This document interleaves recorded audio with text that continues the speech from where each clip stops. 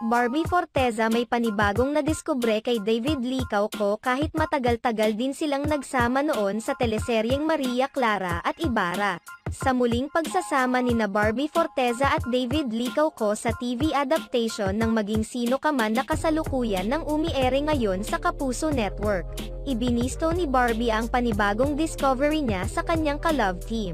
Pagbibisto ni Barbie, "Ever since pala na magkasama kami, never siyang nagtsinelas.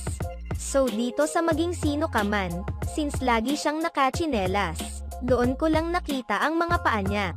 Ang cute pala ng mga daliri niya sa paa." Ginagampanan ng aktres na si Barbie Forteza ang papel ni Monique sa TV adaptation ng Maging Sino Ka Man na dating pinagbibidahan nina Sharon Cuneta at Robin Padilla.